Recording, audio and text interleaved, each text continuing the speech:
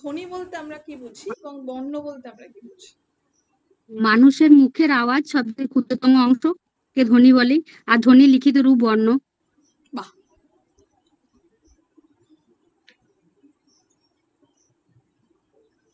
তাহলে একজন উত্তর দিল, বাকিরা?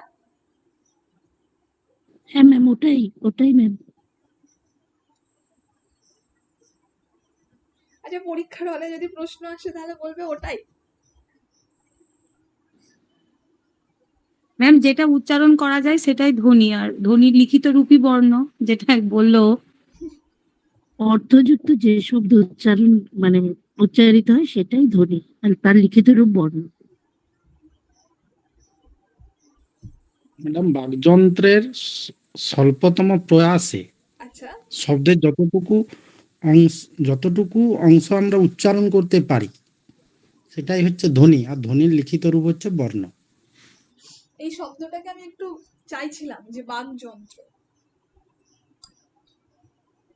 অনেক সময় আমরা বলি যে ধ্বনি বলতে শব্দকে বোঝানো হয়, সঙ্গে সঙ্গে আমাদের মনে প্রশ্ন জাগে বা আমাদের মনে হয় যে আরে তাহলে কি গাড়ির শব্দ বা কোনো জন্তু জানোয়ার, ধরো বা গরু, কুকুর, বিড়াল, এদের যে ডাকের শব্দ, পাখির কলতান, এগুলোকে কি আমরা ধ্বনি বলবো? দেখো, বাংলা ব্যাকরণ অনুযায়ী এগুলোকে আমরা ধ্বনি বলবো না। কেন? বাংলা ব্যাকরণে ধ্বনি বলতে কেবলমাত্র আমরা বাকযন্ত্রের যে ব্যবহার, এবং বাকযন্ত্র মানে কথা বলার যন্ত্র, এবং সেই ব্যবহারের ফলে যে ধ্বনি, যে শব্দ, অর্থপূর্ণ শব্দ, তাও আবার এও করলে হবে না। তো আমি যদি করি, সেটাও তো বাকযন্ত্রের সাহায্যে উচ্চারিত হচ্ছে, কিন্তু সেটা কিন্তু ধ্বনি নয়। তাহলে শুধু বাকযন্ত্রের সঙ্গে আর একটা যেটা জুড়তে হবে সেটা হচ্ছে অর্থপূর্ণ, তখন সেটাকেই কিন্তু আমরা বলি ধ্বনি। আমি যদি আরো স্পেসিফিক ভাবে বলি বা বলার চেষ্টা করি, তাহলে আমরা দেখব যে মুখের কথা বা যেটা তোমরা বললে বা উচ্চারিত শব্দ মানেই ধ্বনি। আর এই মুখের কথা বা শব্দকে যখন আমরা লিখছি বা কোথাও লেখা রয়েছে, তখন তাকে আমরা বলছি বর্ণ। তাহলে ধ্বনির লিখিত রূপ বর্ণ, এটা মেনে নিতে কিন্তু আমাদের কারোর কোথাও কোনো অসুবিধা থাকার কথা নাই, তাই তো? Yes or no? হ্যাঁ ম্যাম। আমি যদি বলি ধ্বনির প্রতীক চিহ্নকে বর্ণ বলে, তাহলে কি ভুল হবে? না ম্যাডাম, একটা ইনফরমেশন দিই আমরা বা আমি, বর্তমানে আমাদের পশ্চিমবঙ্গের কলকাতায় একটা ন্যাশনাল লাইব্রেরি অনেকদিন থেকেই ছিল, ব্রিটিশ আমল থেকে, আলিপুরে। বোধহয় অনেকেই জানি, আবার অনেকে জানি না। সেখানে একটা মিউজিয়াম খোলা হয়েছে যার নাম শব্দ মিউজিয়াম বা ওয়ার্ড মিউজিয়াম। 31শে আগস্ট পর্যন্ত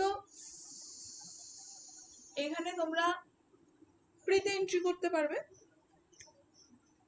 এবং যেখানে গেলে কলকাতার আশেপাশে হলে বন্ধু বান্ধব নিয়ে ঘুরে এসো। বাংলা শব্দ কোত্থেকে এসছে, বাংলা ধ্বনি, বাংলা বর্ণ সম্বন্ধে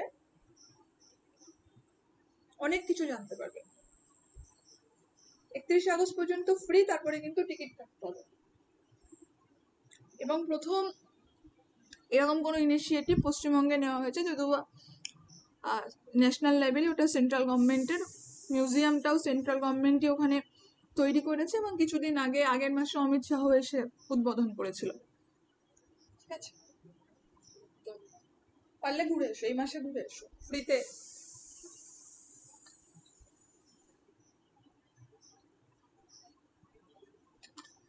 বন্ধুদের সঙ্গে রাস্তার ধারে চায়ের আড্ডা না দিয়ে, ভিক্টোরিয়ায় ইকো পার্কে না ঘুরে, আমার মনে হয় ওখানে ঘুরলে তোমাদের পরীক্ষাতেও সুবিধা হবে পাস করতে। কারণ বইয়ের পড়ার থেকে চোখে দেখা যে কোনো জিনিস অনেক বেশি মনে থাকে। আমি এখনো যাইনি, কারণ আমার শরীরটা খুব একটা ভালো না, অতটা ট্রাভেল করতে পারবো না, মানে অতটা না, বাড়ি থেকে মোটামুটি 45-50 মিনিট লাগবে, আমি অতটাও ট্রাভেল করতে পারবো না।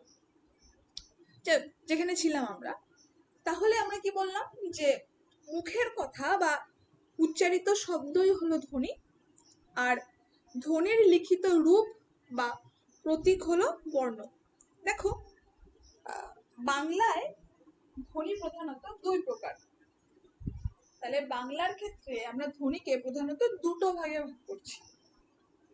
একটাকে আমরা বলছি স্বরধ্বনি, একটাকে আমরা বলছি ব্যঞ্জন।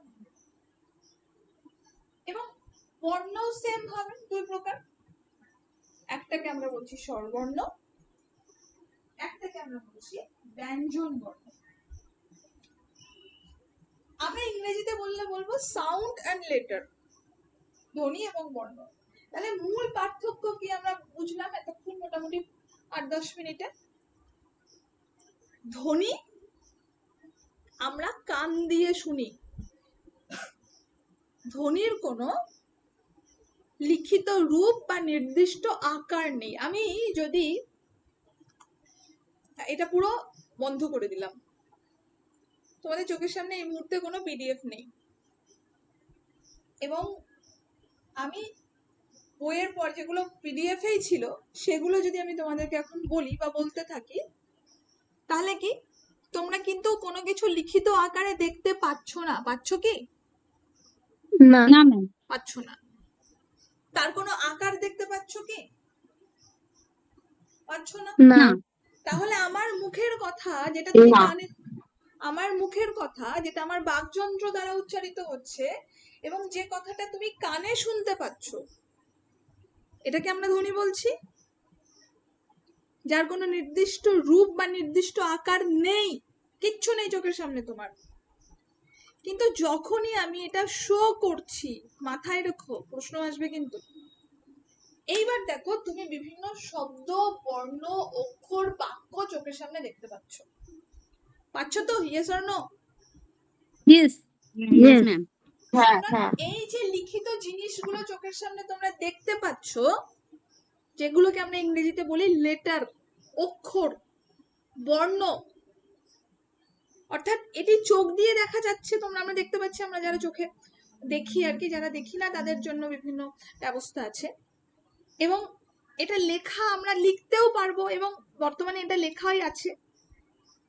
তাহলে এই রূপ বা প্রতীক চিহ্নকে আমরা বলছি, তাহলে এটা কিন্তু একটা রূপ বা প্রতীক চিহ্ন, এটাকেই আমরা বলছি কি না বর্ণ।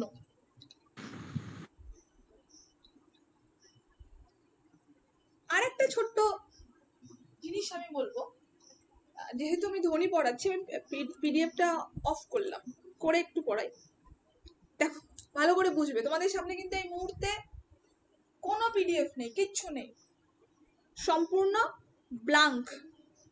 Am I right? Yes ma'am. হ্যাঁ ম্যাম। এইবার দেখো, তুমি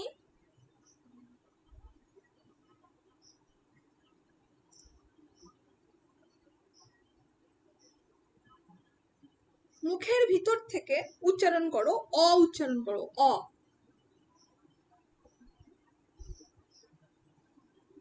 করো উচ্চারণ, নিজের মনে মনেই করো বা মিউট করে করো।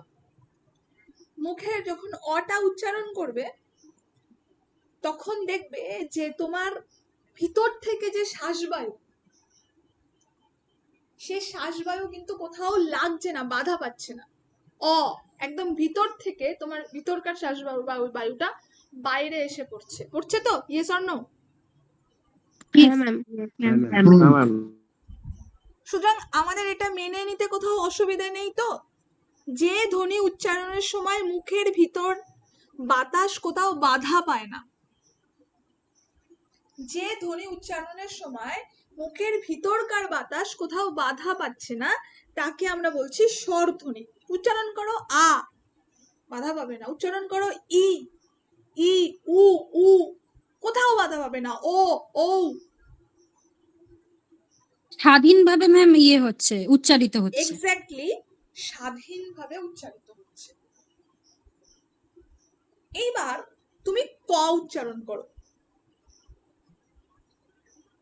করলে? হ্যাঁ ম্যাম, ম্যাডাম আপনি স্ক্রিনটা শেয়ার করে দিন, একটু দেখা যাচ্ছে। হ্যাঁ, পিডিএফ আমি শো করছি, আমি একটু বোঝাচ্ছি, পিডিএফটা আমি শো করছি। তাহলে ক উচ্চারণ করো। তাহলে ক যখন তোমরা উচ্চারণ করলে তখন লক্ষ্য করে দেখো যে তোমার এই অ উচ্চারণ করার সময় যেমন বিনা বাধায় ভিতরকার শ্বাসবায়ুটা বাইরে চলে এসছে, ক উচ্চারণ করার সময়ও কিন্তু বিনা বাধায় কি তোমার শ্বাসবায়ুটা বাইরে চলে আসছে, নাকি কোথাও গিয়ে একটা ধাক্কা খাচ্ছে?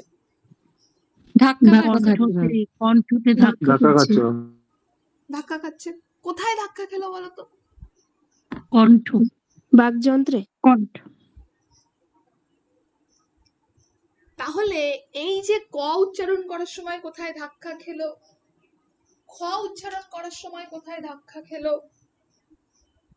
এই পুরো বিষয়টা কিন্তু, পুরো ব্যঞ্জন বর্ণ কোথায় এসে ধাক্কাটা খাচ্ছে, এগুলো কিন্তু আমাদের অংশ পড়তে হবে, আজকে না।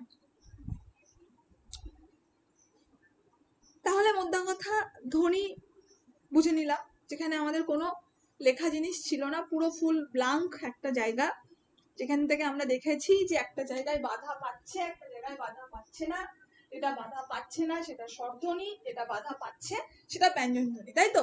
Yes or no? হ্যাঁ হ্যাঁ ম্যাম। হ্যাঁ ম্যাম। এবং এই পর্যন্ত আমরা বুঝেছি যে ধ্বনি মানে চোখের সামনে কিচ্ছু নেই, কানে যেটা শুনছি সেটাই, তাই তো? Yes or no? Yes. এবং পুরো বিষয়টা যেন কি হয়, পুরো বিষয়টা যেন অর্থপূর্ণ হয়, তাই তো? তাহলে এই কটা পয়েন্ট আমাদের মনে থাকবে তো? Yes ma'am. হ্যাঁ ম্যাম। জীবনে ভুলবো না তো? না। না ম্যাম। অ্যাসিওর করছো? হ্যাঁ। চলো এবার চলে এসেছি বর্ণ, যেটা তুমি চোখের সামনে দেখতে পাচ্ছ, অনেকগুলো লেটার, ওয়ার্ড, সেন্টেন্স, প্যাসেজ, সব যা চোখের সামনে দেখবে সব তার মধ্যে যা রয়েছে, যেগুলো দিয়ে ওগুলো তৈরি হচ্ছে, সব বর্ণ। তো সেম ভাবে বর্ণকেও আমরা দুভাগে ভাগ করছি, একটাকে আমরা বলছি স্বরবর্ণ, একটা ব্যঞ্জন বর্ণ। একটাকে আমরা বলছি ব্যঞ্জন বর্ণ।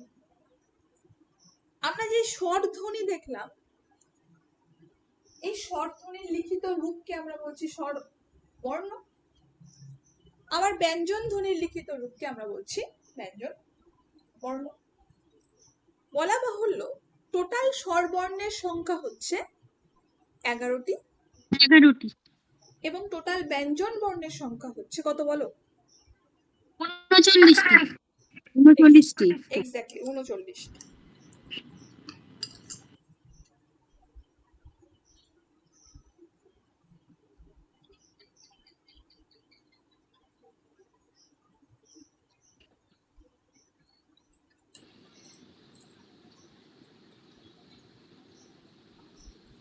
তাহলে এতক্ষণ ধরে আমি মোটামুটি মাথার ভিতরে ঢুকিয়ে দিতে পারলাম। তাহলে কি কি পড়ালাম বলতো? ধ্বনি, বর্ণ, ধ্বনি, বর্ণ, স্বরবর্ণ, ব্যঞ্জন বর্ণ। ব্যঞ্জন ধ্বনি। বেশ, তাহলে আমাকে ধ্বনি এবং বর্ণ, স্বরধ্বনি এবং ব্যঞ্জন ধ্বনি বলতে কি বোঝানো, একটু সুন্দর করে বোঝাও তো, যে ভালো বোঝাতে পারবে সেই বোঝাবে, আমি শুনি এবং বাকিরাও শুনো। আমি বলবো, বলো। যেসব বর্ণ বা অক্ষর কোনো বর্ণের সাহায্য ছাড়াই স্বাধীনভাবে উচ্চারিত হতে পারে তাকে বর্ণ বলে, মানে স্বরবর্ণ বলে। আর যেসব বর্ণ বা অক্ষর স্বরবর্ণের সাহায্য ছাড়া সম্পূর্ণভাবে উচ্চারিত হতে পারে না তাকে হচ্ছে ব্যঞ্জন বর্ণ বলে। একদমই তাই।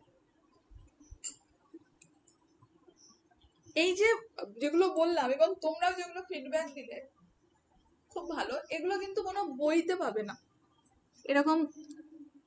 তাহলে যদি কোথাও ইন্টারভিউতে যাও আর যদি তোমাদেরকে জিজ্ঞাসা করে এবং তোমরা যদি এমন উত্তর দাও বুঝতে পারছো কত ইমপ্রেস, মানে তারা কত খুশি হবে। চলো এবার আমরা মূল পড়ায় আসি। তাহলে আমরা মোটামুটি ভিতটা তৈরি করলাম। বাড়ি তৈরি করার সময় ভিতে মনে হয় 2-3টে ইট বা 2-4টে ইট লাগে, সেই ইটটা মনে হয় পুঁতলাম, তাই তো? পুঁতেছি তো সবার মধ্যে? হ্যাঁ ম্যাম। হ্যাঁ ম্যাম। Yes, ma'am.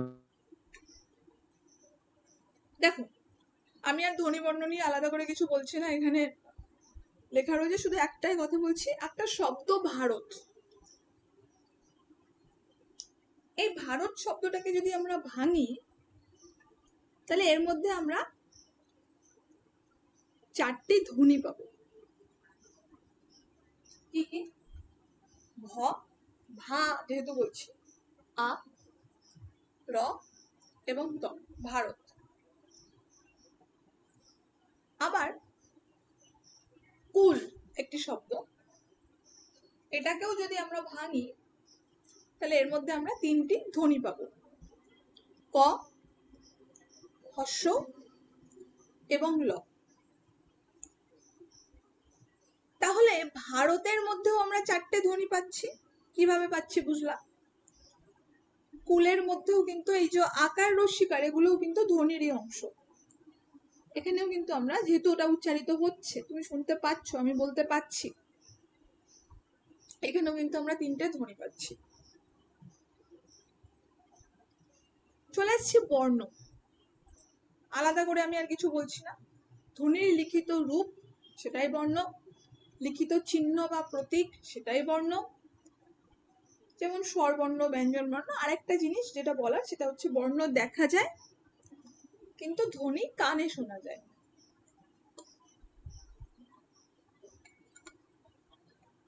বর্ণ দেখা যায় কিন্তু ধ্বনি কি না কানে শোনা যায়।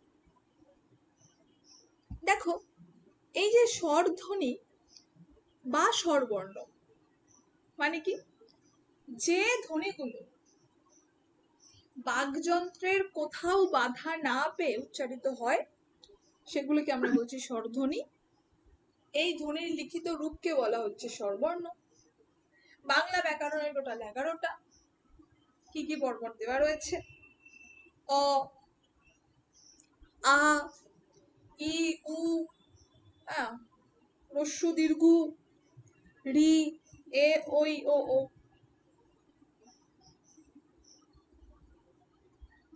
এগুলো কিন্তু আমাদের স্বরবর্ণ।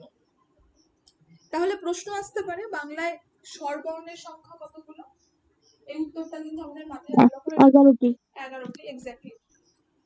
তো ধ্বনির শ্রেণী বিভাগ অনুযায়ী, বা বলা ভালো উচ্চারণের তারতম্যের জন্য, এই স্বরধ্বনিগুলোকে আমরা দুটো ভাগে ভাগ করছি।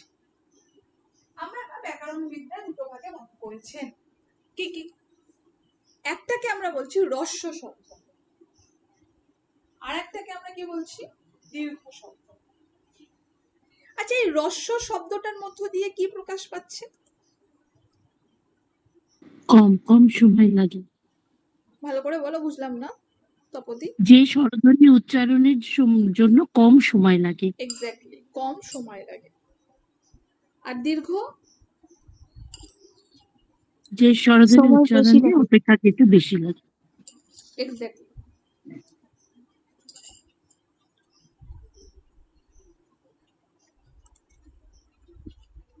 তাহলে হ্রস্ব স্বরধ্বনি কি?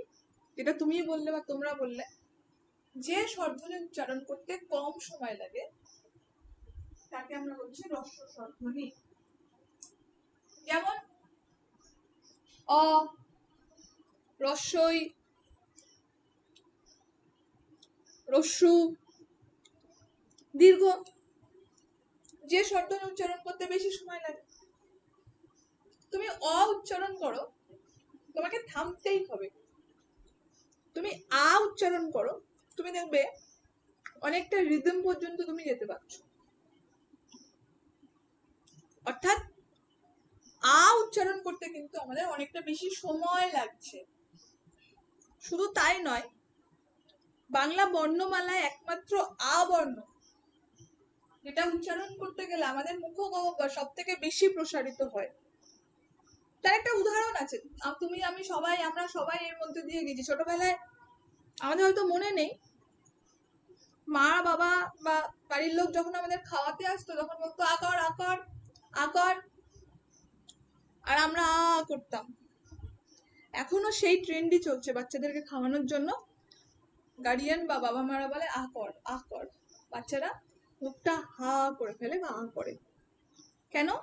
কারণ এইটা করতে গেলেই কিন্তু আমাদের মুখ সব থেকে বেশি প্রসারিত হয়। মনে থাকবে তো?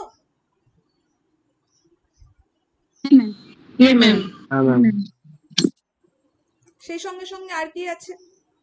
দীর্ঘই আছে, এ আছে, ওই আছে, ও আছে, ও আছে। গঠনগত দিক থেকে স্বরধ্বনিকে আমরা আরো দুই ভাগে ভাগ করছি। একটাকে আমরা বলছি মৌলিক স্বরধ্বনি,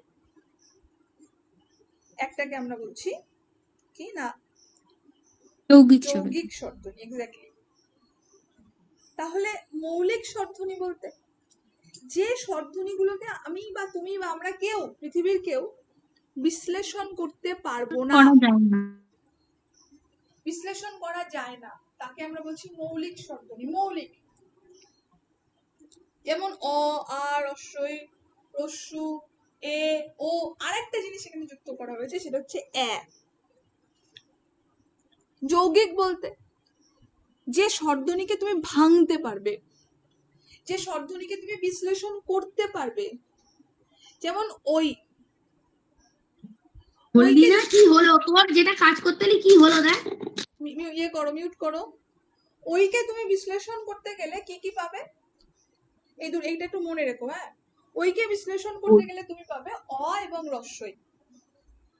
ওকে আবার তুমি যদি বিশ্লেষণ করো, সেখানে তুমি পাবে সেম ভাবে ও কে বিশ্লেষণ করলে অ এবং রস্যু, অর্থাৎ হর্ষ।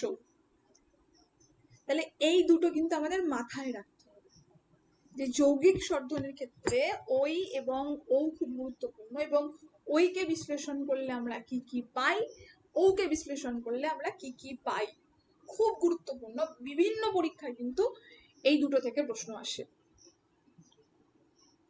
ঠিক যে কারণে যৌগিক স্বরধ্বনিকে আমরা বলি সন্ধ্যাক্ষর, যুগ্ম স্বর বা দ্বিস্বর।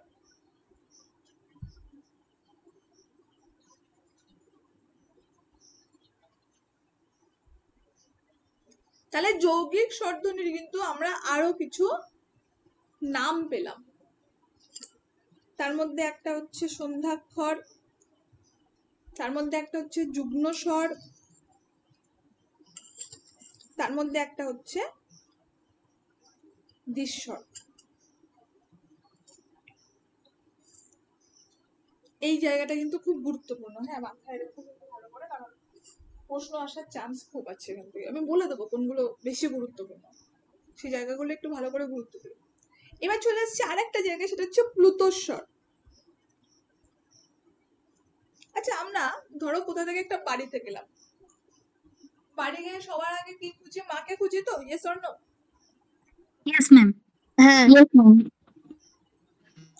দেখা গেল মা ঘরে নেই, তখন আমরা গলায় যত জোর আছে তত জোরে ডাকি মা বলে, তাই তো? হ্যাঁ ম্যাম। হ্যাঁ। কেন ডাকি বলতো? মানে প্রশ্ন কখনো করেছো নিজেকে? আমরা যখন কেউ দূরে থাকে তখন তাকে ডাকার সময় এই স্বরটাকে আমরা বাড়াই কেন? মা বলে বাড়াই কেন? যাতে করে শব্দটা বা শব্দ কণাগুলো বাতাসে ভাসতে ভাসতে ওই মানুষটা পর্যন্ত পৌঁছায়, তাই তো? Yes or no? Yes ma'am. Yes. Yes. তাহলে বাংলাটা কিন্তু, বিশেষত বাংলা ব্যাকরণ, কতটা সায়েন্স নির্ভর সেটা একটু হলেও বোঝা যাচ্ছে।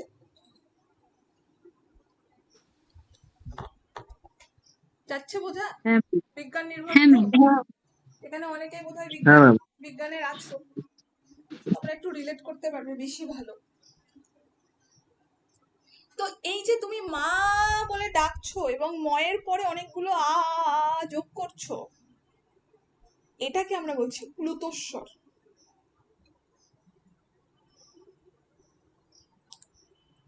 বিশেষত আমরা কান্নার সময়,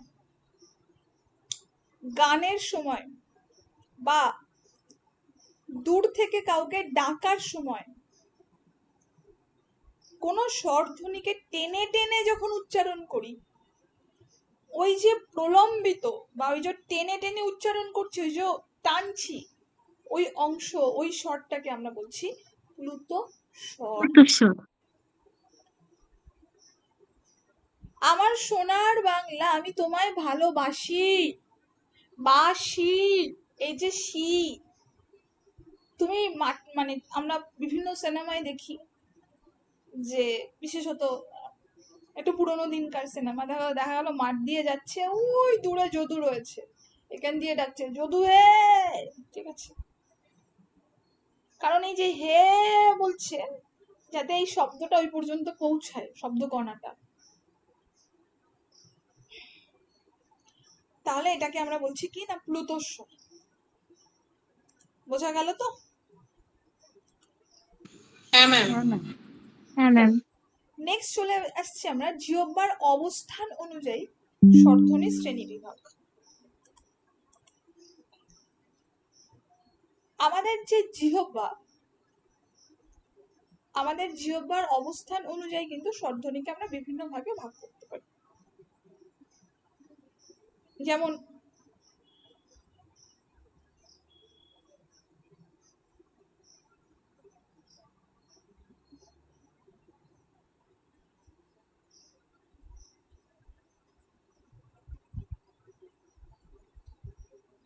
ধরো পশ্চাৎভাগস্থ স্বরধ্বনি,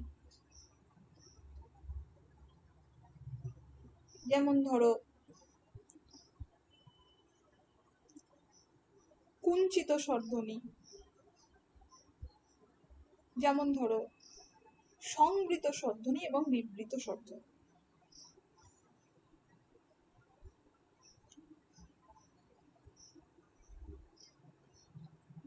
এবং প্রথম যেটা আমি বলা হয়নি বোধহয়, পশ্চাতের আগে সম্মুখস্থ স্বরধ্বনি, যার আর একটা নাম আছে, সেটা হচ্ছে প্রসারিত স্বরধ্বনি। তাহলে এই সম্মুখস্থ স্বরধ্বনি বা প্রসারিত স্বরধ্বনি বলতে আমরা কি বুঝি? এটাকে ইংরেজিতে আমরা অনেক সময় বলে থাকি রিফ্রাক্টেড ভালভ।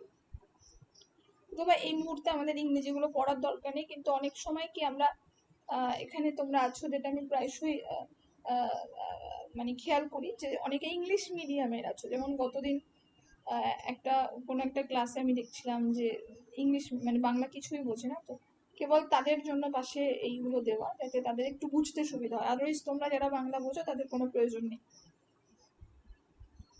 তো সম্মুখস্থ বা প্রসারিত স্বরধ্বনি বলতে আমরা কাকে বুঝি? দেখো, যে স্বরধ্বনি উচ্চারণের সময় আমাদের জিহ্বা বা জিভ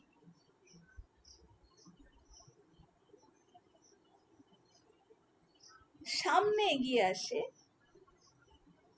সামনের দিকে চলে আসে, তাকে আমরা সম্মুখস্থ বা প্রসারিত স্বরধ্বনি বলছি।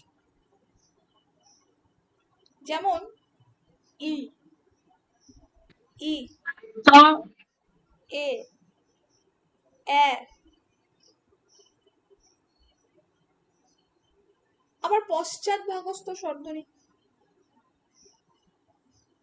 যে স্বরধ্বনি উচ্চারণের সময় আমাদের জিভ পিছনে চলে যায়। তুমি জিভটাকে সামনে দাঁতের ওখানে রেখে জোর করে ধরে রাখো, ধরে রেখে অ উচ্চারণ করো তো পারবে? না ম্যাম। না ম্যাম।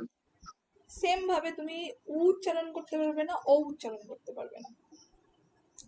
তাহলে এগুলো কিন্তু সব পশ্চাৎভাগস্থ স্বরধ্বনি। আবার সম্মুখস্থ স্বরধ্বনিতে আমি দেখি জিভটাকে পিছনে সরিয়ে কিন্তু এগুলোকে উচ্চারণ করতে পারছি না।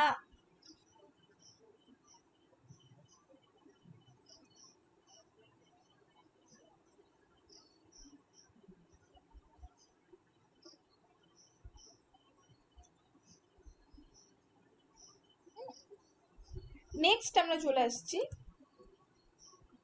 কুঞ্চিত স্বরধ্বনি বা রাউন্ডেড ভাওয়েলস। কুঞ্চিত স্বরধ্বনি বলতে আমরা কি বুঝি? যে স্বরধ্বনিগুলো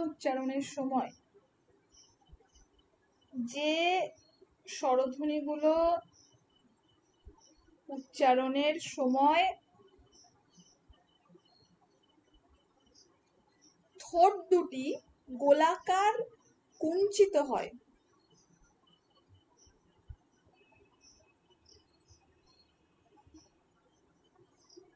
তাকে কুঞ্চিত স্বরধ্বনি বলা হয়। যেমন অ, উ, ও।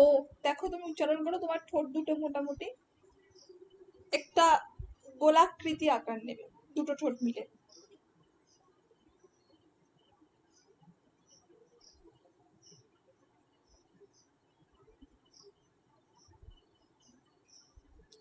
নেক্সট আমরা চলে আসছি সংবৃত স্বরধ্বনি বা ক্লোজ ভাওয়েল।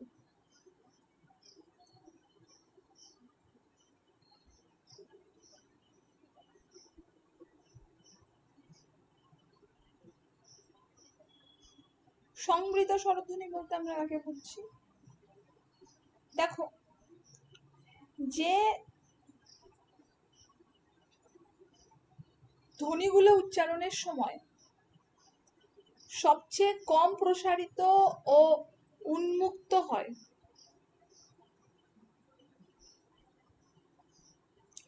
যে ধ্বনিগুলো উচ্চারণের সময় সব থেকে কম প্রসারিত ও উন্মুক্ত হয়, তাকে আমরা বলছি, বা সেই সকল স্বরধ্বনিকে আমরা বলছি সংবৃত স্বরধ্বনি। যেমন ই, উ। আমাদের ঠোঁটটা প্রায় লেগে রয়েছে একটা ঠোঁটের সঙ্গে আরেকটা ঠোঁট। বিবৃত অর্থাৎ যেখানে তুমি যেটা আমি একটুখানি আগেই বললাম আয়ের উদাহরণ দিয়ে, অর্থাৎ ওপেন, যে স্বরধ্বনি উচ্চারণের সময় আমাদের মুখদ্বার, মুখ পুরোপুরি ভাবে প্রসারিত হয়, পুরোপুরি একদম, কোথাও কোনো অংশ কোনো মানে কার্পণ্য থাকছে না, সেসব স্বরধ্বনিগুলোকে আমরা বলছি বিবৃত স্বরধ্বনি। যেমন আ।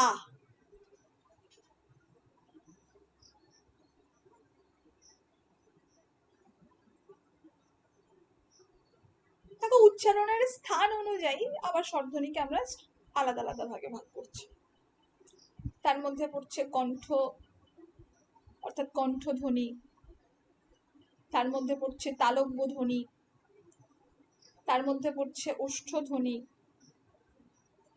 তার মধ্যে পড়ছে কণ্ঠ তালব্য ধ্বনি, তার মধ্যে পড়ছে কণ্ঠস্থ ধ্বনি,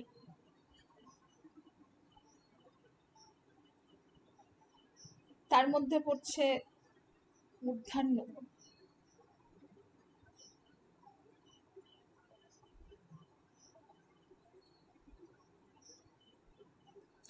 তাহলে কণ্ঠধ্বনি কোনগুলো?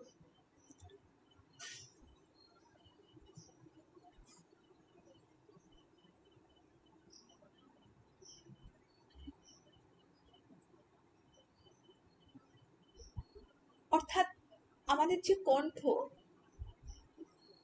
যে সকল ধ্বনি উচ্চারণের সময় কণ্ঠের সাহায্যে উচ্চারিত হয়, আমরা অনেক সময় বুঝতে পারি না। অনেকের ক, ত, ঠিক আছে, প, এরকম কিছু শব্দ উচ্চারণ করতে গেলে অনেকের সমস্যা হয়। দেখবে আমরা গ্রামে ওদেরকে নিয়ে খুব হ্যাটা করি, ঠিক আছে, ক্লাসে আমরা ওদেরকে বলি তোতলা ইত্যাদি ইত্যাদি বিভিন্ন ভাষা প্রয়োগ করে তাদেরকে আমরা হ্যাটা করি, বলা ভালো তাদেরকে আমরা ছোট করি। আসলে এই পার্টিকুলার ধ্বনিগুলো উচ্চারণ করতে গেলে যে বাকযন্ত্রটির দরকার, হয়তো সেই মানুষটির বা সেই ছেলেটির বা সেই মেয়েটির সেই বাকযন্ত্রে কোনো সমস্যা রয়েছে, জন্মগত ত্রুটি।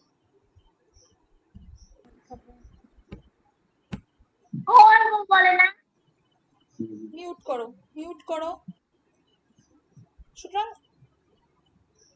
এটা একেবারেই উচিত নয়। কারণ দেখা গেল হাতের একটু সমস্যা, আমরা কি বলবো "আয়, তোর হাতের সমস্যা, তোর হাতের সমস্যা"? তাহলে কথার ক্ষেত্রে আমরা কেন বলবো? আমরা হয়তো দেখতে পাচ্ছি না, কণ্ঠের ভিতরে যদি কারো সমস্যা থেকে থাকে, আমরা কি এখন কণ্ঠর ভিতরে গিয়ে ঢুকে দেখবো? That is not possible, right? তাহলে কণ্ঠ থেকে যে সমস্ত ধ্বনি উচ্চারিত হচ্ছে,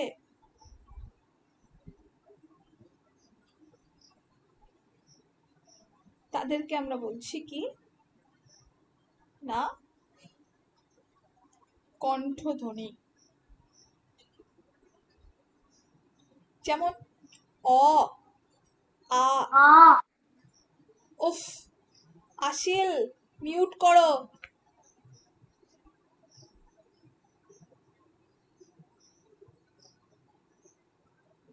ব্যাকগ্রাউন্ডে যিনি হোস্ট আছেন একটু এ থেকে মিউট করে দিন তো।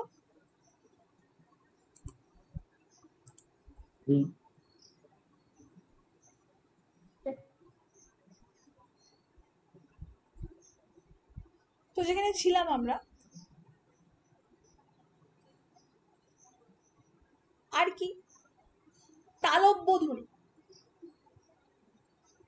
তালুর সাহায্যে আমাদের মুখগহ্বরের বা মুখবিবরের যে তালু, এই তালুর সাহায্যে যে ধ্বনি আমরা উচ্চারণ করি, যে স্বরধ্বনি উচ্চারণ করি, তাহলে কণ্ঠধ্বনি, তালব্য ধ্বনি, ওষ্ঠধ্বনি এগুলো কিন্তু ব্যঞ্জন ধ্বনির ক্ষেত্রে রয়েছে। এখন কিন্তু আমরা ব্যঞ্জন ধ্বনিতে যাচ্ছি না, কেবল স্বরধ্বনিতেই আছি। তাহলে তালুর সাহায্যে উচ্চারিত হচ্ছে যে স্বরধ্বনি, তাকে আমরা বলছি তালব্য ধ্বনি।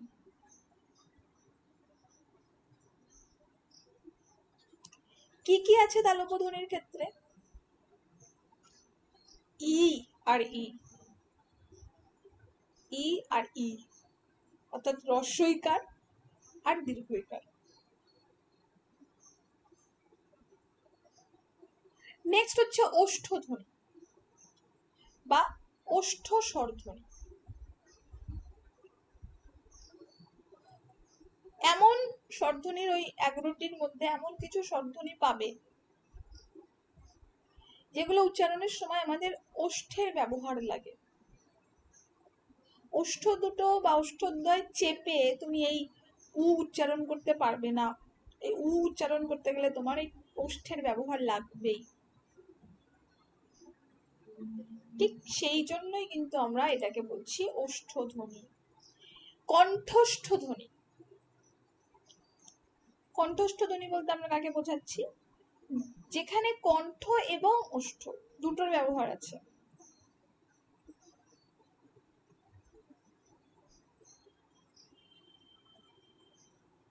কণ্ঠ এবং ওষ্ঠ, অর্থাৎ কণ্ঠ ও ওষ্ঠের সাহায্যে যে ধ্বনি উচ্চারিত হচ্ছে তাকে আমরা বলছি কণ্ঠস্থ ধ্বনি। এক্স্যাক্ট মূর্ধন্য ধ্বনি, অর্থাৎ আমাদের মূর্ধার সাহায্যে। বাংলা ব্যাকরণের স্বরধ্বনির ক্ষেত্রে রি মূর্ধন্য ধ্বনি, এটা খুব গুরুত্বপূর্ণ। অনেক সময় আমরা ভুল করি, অনেক সময়ই আমরা ভুল করি, একটু মাথায় রেখো এই জায়গাটা। কি বললেন, আরেকবার একটু বলবেন? বাংলা ব্যাকরণের স্বরধ্বনির ক্ষেত্রে রি যে একটি মূর্ধন্য ধ্বনি, এটা আমরা অনেক সময় ভুল করে ফেলি পরীক্ষার হলে। তো এটাকে আমাদের একটু গুরুত্ব সহকারে মাথায় রাখতে হবে। যারা জানো তারা জানো, যারা জানো না তাদের বলছি। তাহলে রি কিন্তু আমাদের রি যখন তুমি উচ্চারণ করবে, আমাদের উচ্চারণের ক্ষেত্রে যার সাহায্য প্রয়োজন হচ্ছে সেটা হচ্ছে মূর্ধা।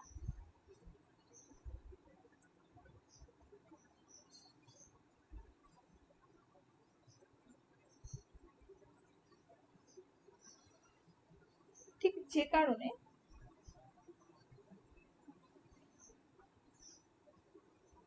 আমরা রিকে বলছি মূর্ধান্য ধ্বনি। তাহলে এই পর্যন্ত বোঝা গেল কি?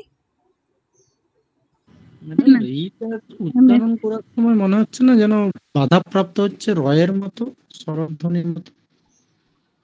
কি বাধাপ্রাপ্ত হচ্ছে বলো? এই বাতাসটা রিটা স্বরধ্বনি কিভাবে হচ্ছে, আমি বলছি রটার মতনই তো যেন মনে হচ্ছে যেন আটকে যাচ্ছে। রি উচ্চারণ করার সময় ওটা ব্যঞ্জন ধ্বনির মতো আসছে না উচ্চারণটা। আচ্ছা, আমি উত্তর দিচ্ছি। আচ্ছা, এই উত্তর তোমাদের বাড়ি কারোর কাছে আছে?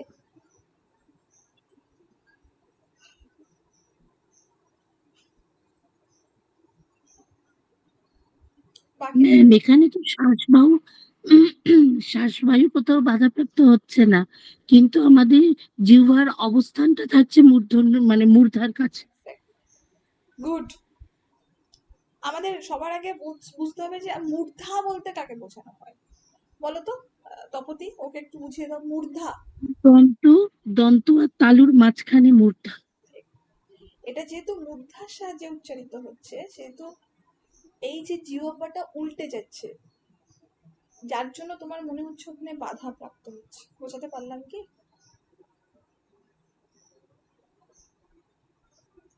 উচ্চারণ করো শ্যাম।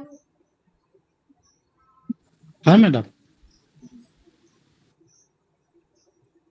চলো, এবার চলে আসছি বিভিন্ন স্বরধ্বনির উচ্চারণ রীতি। ম্যাম একটা কথা জিজ্ঞাসা করতে পারি? বলো। ম্যাম আপনি বললেন না যে ধ্বনির লিখিত রূপ হচ্ছে বর্ণ, এখানে যে আপনি মূর্ধন্য ধ্বনি যেটা বললেন, এটাই কি আমি মূর্ধন্য বর্ণ বলতে পারি, না সেটা আলাদা হয়ে যাবে? হ্যাঁ, অবশ্যই, প্রত্যেক ক্ষেত্রেই তাই বলবে। হ্যাঁ, প্রত্যেক ঠিক আছে, ক্ষেত্রেই। হ্যাঁ হ্যাঁ। মানে মূর্ধন্য বর্ণ বা ধ্বনি, তাই তো? ধ্বনি মানে তুমি কানে শুনছো, চোখে দেখছো না। বর্ণ মানে যেটা তুমি চোখে দেখছো, মোদ্দা কথা। ধ্বনির লিখিত রূপ, আচ্ছা আচ্ছা, ঠিক আছে ম্যাম। আসলে ম্যাম এখানে তো আপনি লিখেছেন মূর্ধার সাথে উচ্চারিত যেটা সেটা তো মানে ধ্বনি, বর্ণ নয়, সেই জন্য এখানে বোধহয় ধ্বনি বলা হয়েছে। হ্যাঁ, কিন্তু মূর্ধন্য বর্ণ যখন পরীক্ষায় আসবে, যেহেতু মূর্ধার সাথে তুমি উচ্চারিত করছো রি, কিন্তু সেটা যখন তুমি লিখছো তখন সেটা হয়ে যাবে মূর্ধন্য বর্ণ। বোঝাতে পারলাম? হ্যাঁ ম্যাম। চলো, মানে ওই দুটো বললাম না, ওই ভিতের দুটো যেটা বলেছিলাম শুরুতে মাথায় রাখবে, যে যেটা তুমি কানে শুনছো সেটা তোমার ধ্বনি, যেটা তুমি লিখছো বা চোখে দেখছো সেটা তোমার বর্ণ। আর কিচ্ছু কনসেপ্ট এই মুহূর্তে মাথায় রাখার দরকার নেই, ঠিক আছে? কারণ তোমার বাংলায় নেট সেট দিতে যাবে না, যতটুকু দরকার দ্যাট ইজ এনাফ। নেক্সট চলে আসছি। ম্যাম হ্যাঁ, একটা কোশ্চেন করতে পারি? বলো বলো। ওই মূর্ধন্য বর্ণ বা ধ্বনি, তা এখানে তো মানে অন্য কয়েকটা বইতে দেখছি ট বর্গ, মানে ট ঠ, মানে তাহলে বুঝতে এই পারছি না, একটু ব্যাপারটা। ভালো করে বলো, জোরে বলো, শুনতে পাচ্ছি না। হ্যাঁ ম্যাম, বলছি যে মূর্ধন্য বর্ণ বা মূর্ধন্য ধ্বনি বিষয়টাই বলছি আমি, হ্যাঁ, যে বলো। তো কয়েকটা বইতে দেখছি ট বর্গে ট ঠ এগুলো মূর্ধন্য বলছে। কোথায় চলে আবার যাচ্ছে ও? কি বললাম শুরুতে, বাকিটা একটু বলে দাও তো, মনে হয় ওই জায়গাটা শোনেনি। স্বরধ্বনি কথা হচ্ছে এখন, স্বরধ্বনি, ব্যঞ্জন ধ্বনি নয়। হ্যাঁ, এখনো আমি ব্যঞ্জন বর্ণে যাইনি। আচ্ছা ঠিক আছে বুঝতে ম্যাম, ঠিক পেরেছো? আছে। হুম। সেই জন্য কি বলতো, প্রত্যেককে আমি বলবো যে ক্লাসের কনসেন্ট্রেশনটা রেখো। দেখা গেল কি হয়, যেহেতু তোমরা অনলাইন ক্লাস করছো, তোমাদের মনে হচ্ছে একটা ফোন আসলো, ফোনটা রিসিভ করে নিলাম,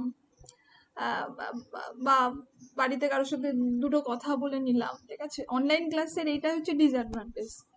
তখন যে কথাগুলো বা যে আলোচনাগুলো ক্লাসের মধ্যে হয় সেগুলো তোমরা মিস করে যাও, এবং পরবর্তীতে ঠিক সেই কারণেই তোমাদের কোথাও গিয়ে বুঝতে সমস্যা হয়।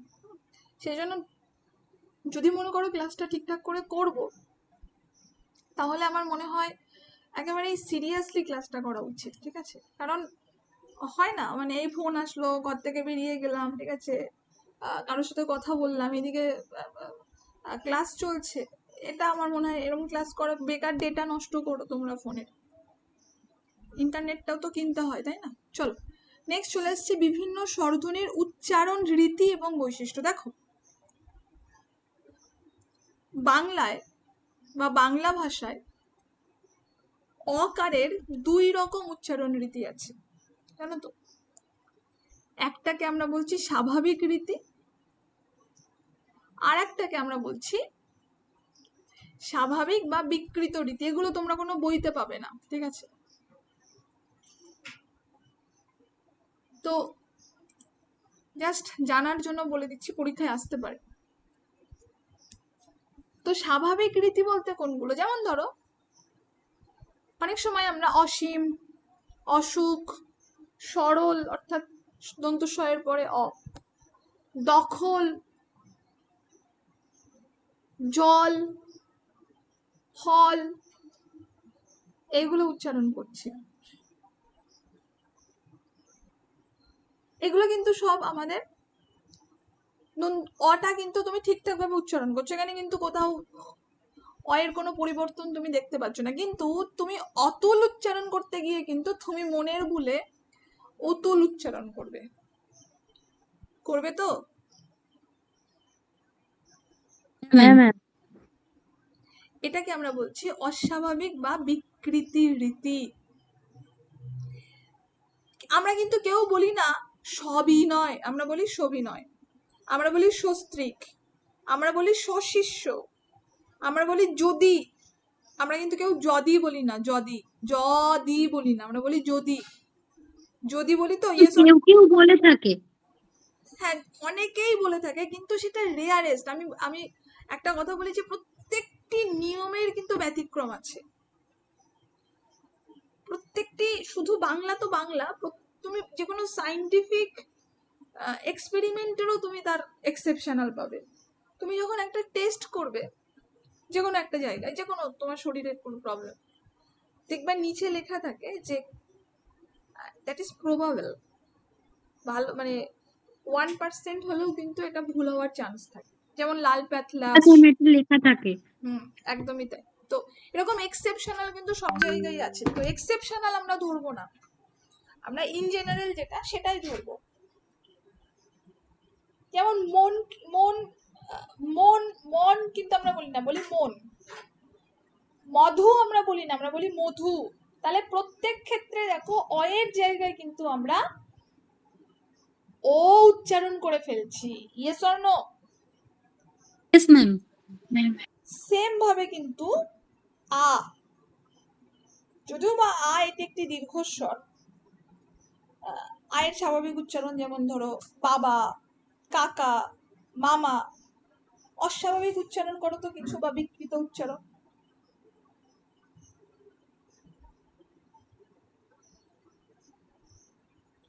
একটা করে উদাহরণ দাও।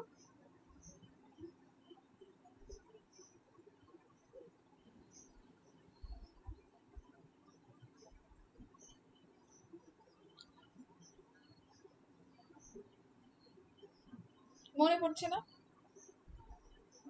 প্রচুর আছে কিন্তু।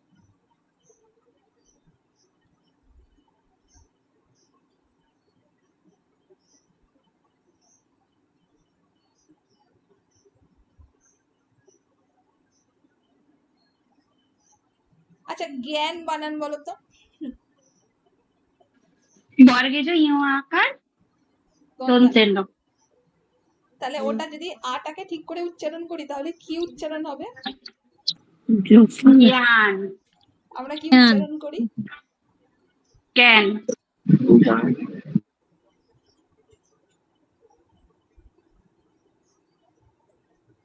তাহলে অনেক ক্ষেত্রে কিন্তু আমরা দেখি আয়ের উচ্চারণ কিন্তু এর মতো। বিশেষত বঙ্গালী উপভাষার ক্ষেত্রে এটা আমি ভীষণ ভাবে দেখি। যেমন ম্যাম কথাটা আমরা যখন এক লিখি এক, কিন্তু উচ্চারণ করি এক করি না, এক উচ্চারণ করি। একদমই তাই, একদমই। তারপরে বঙ্গালী উপভাষার ক্ষেত্রে এটা ভীষণ ভাবে হয়। বাংলাদেশে টাকাটারে বলে ট্যাকা, খাইয়াটারে বলে খেইয়া, ঠিক আছে, সেখান থেকে খেয়ে এসছে। তো এটা ভীষণভাবে বঙ্গালীতে প্রযোজ্য। চলো সেম আমি জাস্ট একটা বলে দিলাম, এরকম হয় আর কি। যেমন রস্বই দীর্ঘইকারেরও কিন্তু উচ্চারণ রীতি আছে, রস্ব দীর্ঘকারেরও কিন্তু উচ্চারণ রীতি আছে, অর্থাৎ স্বাভাবিক, অস্বাভাবিক বা বিকৃত, ঠিক আছে। রিকারের ক্ষেত্রে যেমন ঋষি, বৃষ্টি, ঠিক আছে, এই সবগুলো এখানে দেখো পরপর দেওয়া রয়েছে। এগুলো একটু তোমরা পড়ে নিও, এটা খুব একটা ইম্পর্টেন্ট না, জাস্ট উল্লেখ করেছি যদি চট করে চলে আসে। দেখো এবার চলে আসছি আমরা ব্যঞ্জন ধ্বনির ক্ষেত্রে, যেটা নিয়ে তোমরা এতক্ষণ ধরে বিভিন্ন কথা বলছো। ব্যঞ্জন ধ্বনির শ্রেণী বিভাগ ও উচ্চারণ রীতি। ব্যঞ্জন ধ্বনি কি? প্রশ্ন হচ্ছে ব্যঞ্জন ধ্বনি কি, অর্থাৎ যেসব ধ্বনি স্বরধ্বনির সাহায্য নিয়ে উচ্চারিত হয় বা যেসব ধ্বনি স্বরধ্বনির সাহায্য নিয়ে উচ্চারণ করা হয় সেগুলিকে আমরা বলছি ব্যঞ্জন ধ্বনি।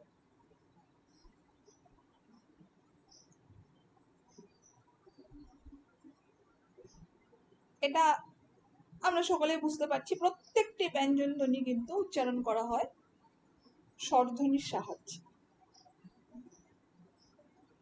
প্রত্যেকটি।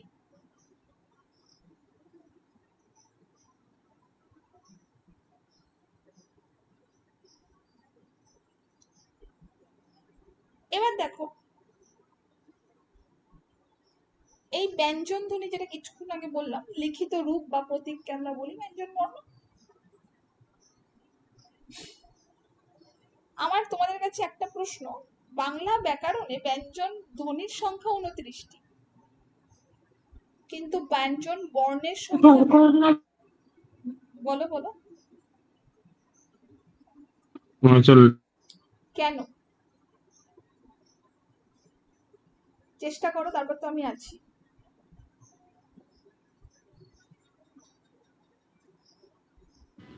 পঁয়ত্রিশটি, 35। 39টি, ধ্বনি 29 এবং বর্ণ 39। কেন আমি বলেছি কেন?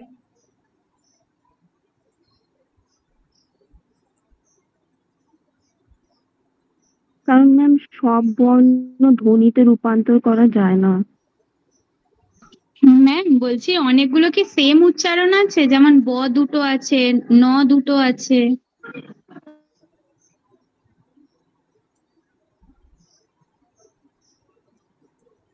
বাকিরা বলো দেখি, ম্যাম চেষ্টা করবো একটু। বলো। এই যে অবশ্যই ভুল হোক না, হ্যাঁ, এখান থেকেই ভুল হবে, তারপর দেখবে যারা ভুল করছো সবার কোনোদিন এটা ভুলবে না। তারপরে আর বলো। অন্তুস্থ, খণ্ডেক্ত, অনুস্বার, বিসর্গ, এগুলো আমরা মানে ইন্ডিভিজুয়ালি উচ্চারণ করতে পারি না। এরা ইন্ডিভিজুয়ালি কোনো মিনিংও যত মনে হচ্ছে যে নেই এদের। আর একটা এরা অন্যের সাথে বসে তবে কোনো অর্থপূর্ণ শব্দ তৈরি করে। সেই জন্য এদেরকে ঠিক মানে মানে বলা যায় না, ধ্বনি বলা যায়, উচ্চারিত হচ্ছে কিন্তু বর্ণ বলা যাচ্ছে। ম্যাডাম যেমন স্বধ্বনি, স্বধ্বনির 3টা বর্ণ আমরা পাই, তালব্যস্য, মূর্ধন্যস্য, দন্তস্য। তাহলে 3টাকে আমরা একটা স্বধ্বনির মধ্যে নিয়ে চলে আসছি। এইভাবে হয়তো ধ্বনিটা অনেক কমে যাচ্ছে। স্বধ্বনির 3টা একই রকমের 3টে র আছে। ম্যাম শুধু অন্ত্যেস্ত বা খণ্ডেত্ব এগুলো না, আমরা যদি ক ও উচ্চারণ করি দেখা যাবে যে ক এর সাথে অ মানে এরা স্বাধীনভাবে উচ্চারিত হতে পারছে না, তাই ক থেকে চন্দ্রবিন্দুই এরা সবই মানে স্বরধ্বনির সাহায্য নিতে হয় আর কি। ম্যাম অ্যাকচুয়ালি লিখিত রূপ আছে 39টি, কিন্তু আমরা উচ্চারণ করতে পারি তার মধ্যে 29টি। সবাই মোটামুটি ঠিকঠাক বলছো, বলো বলো কে কি বলছো বলো। 11টা স্বর কি বাদ যাচ্ছে তাই জন্য? চলো, 11টা স্বর বাদ যাচ্ছে তাই জন্য? আরে বাবা 11টা স্বর বাদ যাচ্ছে, আমি বলে দিচ্ছি, দাঁড়াও। দেখো, তোমরা যারা বলেছো সবাই ঠিকঠাকই বলেছো মোটামুটি, কিন্তু তবুও আমি জাস্ট আরেকটু বলে দিচ্ছি। দেখো, বাংলা ব্যাকরণে কোনো কোনো ব্যাকরণ বই তুমি খুলবে, দেখবে মোটামুটি ওই যেগুলো এখন নতুন যেগুলো লেখকরা লিখছে সেখানে তুমি পাবে ব্যঞ্জন ধ্বনি 30টি, আবার যেগুলো অথেন্টিক বই সেখানে পাবে 29টি। তো এটা নিয়ে একটু মতবিরোধ আছে, কেউ বলছে 30টি, কেউ বলছে 29টি, কিন্তু ব্যঞ্জন বর্ণের সংখ্যা কিন্তু 39টি, সেটা সবাই বলছে। তার কেন কারণ, এটা একটা ভীষণ বড় জিজ্ঞাসা। অনেক সময় আমাদের কাছে পরিষ্কার থাকলেও কোথাও গিয়ে একটা কনফিউশন মনের মধ্যে একটা দোলাচলতা কাজ করে। আমরা সকলেই জানি ধ্বনি বলতে মুখের উচ্চারিত রূপ, আর বর্ণ হচ্ছে সেই ধ্বনির লিখিত প্রতীক বা চিহ্ন। আমি খুব সহজে বোঝানোর চেষ্টা করি, তাহলে বাংলা ভাষায় এমন অনেকগুলি আলাদা বর্ণ আছে যাদের আলাদা কোনো নিজস্ব উচ্চারণ নেই, তুমি পারবে না উচ্চারণ করতে, বরং তারা অন্য কোনো বর্ণের মতো হয়েই উচ্চারণ করে। সেগুলোকে কিন্তু আমরা লিখি প্রত্যেকে, অর্থাৎ লেখার প্রয়োজনে কিন্তু সেগুলো 39টি বর্ণ হলেও তুমি ওগুলো উচ্চারণ করতে পারবে না, সেই জন্যই সেগুলো 29টি রয়েছে। যেমন এটা একটুখানি আগে কেউ একজন বললে, দন্তস্ব, মধ্যাহ্নস্ব, পেট কাটা মধ্যাহ্নস্ব, দন্তস্ব, তালব্যস্ব এবং মধ্যাহ্নস্ব। তুমি যদি উচ্চারণ করো এই তিনটেকেই কিন্তু তুমি স উচ্চারণ করবে। এবার 1% মানুষ যারা আছে এই স উচ্চারণের মধ্যে একটুখানি ডিফারেন্স করে, স, স এবং স, কিন্তু সেটা কতজন? আমি প্রথম থেকে বললাম এক্সেপশনাল আছে, কিন্তু সেটাকে আমরা ধরবো না। এখন আমরা তর্ক করতেই পারি যে ওই স উচ্চারণের মধ্যেও কিন্তু ভাগ আছে, হ্যাঁ সত্যি ভাগ আছে। তালব্য স, স, মধ্যাহ্ন স মানে এটা মধ্যাহ্ন মূর্ধা স, আর দন্তুস্ব হচ্ছে স, খুব সহজ উচ্চারণ স। তো এই তিনটি বর্ণকে বেশিরভাগ মানুষ একটি বর্ণ তথা একটি ধ্বনি হিসাবে উচ্চারণ করে, স্বধ্বনি। এই তিনটি বর্ণের জন্য কিন্তু আলাদা করে কোনো উচ্চারণ নেই। অধিকাংশ ক্ষেত্রেই তিনটিরই উচ্চারণ স এর মতো। যেমন শাপলা, তালব্য স আকার, প লয় আকার, শাপলা। কষ্ট, ক মধ্যাহ্ন ষয় টয়। সমীর, তুমি উচ্চারণ করো, কোনো আলাদা কিছু পালে আমার বলো। এখানে তিনটে উদাহরণ দিচ্ছি, তালব্য স, মধ্যাহ্ন স এবং দন্তস্ব। শাপলা, কষ্ট এবং সমীর একইভাবে কিন্তু উচ্চারিত হচ্ছে, সবগুলোতেই কিন্তু স, মূলত স, তালব্য স্বর উচ্চারণটা কিন্তু আসছে। তবে কিছু ক্ষেত্রে দন্তস্ব অর্থাৎ দন্তের উচ্চারণ সে কিন্তু নিজের জায়গায় স্থির থাকে, কিন্তু সেই বা মধ্যাহ্নস্ব নিজের জায়গায় স্থির, কিন্তু সেই পার্সেন্টেজটা খুব কম। আবার যদি আমি বলি আরো একটা উদাহরণ দিয়ে, যে জ, আমরা দুটো জ পাই, পাই তো, ইয়েস অর নো, কি কি বলো? ছ, ছ, না, বর্গীয় জ আর অন্তস্থ জ। এক্স্যাক্টলি, বর্গীয় জ এবং অন্তর্জ। আমি দুটো বর্ণ মানে দুটো শব্দ বলি এখানে, একটা হচ্ছে জল আর একটা হচ্ছে যাওয়া। জল এবং যাওয়া, একটা হচ্ছে বর্গীর জ ল আর যাওয়া হচ্ছে অন্তর্জয়াকার ও অন্তস্তয়াকার যাওয়া। তো এই দুটো শব্দের ক্ষেত্রেই কিন্তু শুরুতে আমরা জ ধ্বনির উচ্চারণ করছি, যেখানে কিন্তু কোনো আলাদা ভাবে কিছু দেখছি না উচ্চারণের ক্ষেত্রে। ঠিক তেমন ভাবেই ন বর্ণ এগুলো সব আছে, এইসব কারণে আমরা দেখি যে ব্যঞ্জন ধ্বনি 29টি হলেও ব্যঞ্জন বর্ণ 39টি। তাহলে যারা জানতে তারা জানতে, কিন্তু তোমাদের মধ্যে অনেকেই আছো তোমরা জানতে না, এই জায়গাটা কিন্তু একটু মনে রেখো। হ্যাঁ, অনেক সময় কি বলতো, বিভিন্ন ইন্টারভিউ পরীক্ষায় আসবে না এটা, ঠিক আছে, বিভিন্ন জায়গায় চট করে ধরতে পারে, এবং যখন আমরা বলতে পারবো না তখন খুব বাজে একটা জিনিস ক্রিয়েট হবে যে এত কিছু জানেন, এটা জানেন না। তো ব্যঞ্জন ধ্বনিগুলিকে আমরা 4টি ভাগে ভাগ করছি বা করেছি বা ভাগ করা হয়েছে। একটা হচ্ছে স্পর্শ ধ্বনি, একটা হচ্ছে উষ্ণ ধ্বনি, একটা হচ্ছে অন্তস্থ ধ্বনি, আর একটা হচ্ছে অযোগবাহ ধ্বনি। তাহলে কি কি দেখলাম আমরা এখানে? স্পর্শ ধ্বনি দেখলাম, উষ্ণ ধ্বনি দেখলাম, অন্তস্থ ধ্বনি দেখলাম, আর কি অযোগবাহ ধ্বনি দেখলাম। এক সেকেন্ড দাঁড়াও তো।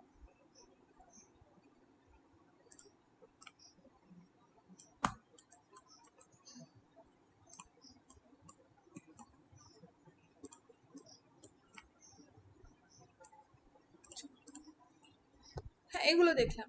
হ্যাঁ, তাহলে স্পর্শ ধ্বনি বলতে আমরা কাকে বুঝি? দেখো, ক থেকে ম পর্যন্ত, এটা আমি নিচে দিয়েছি।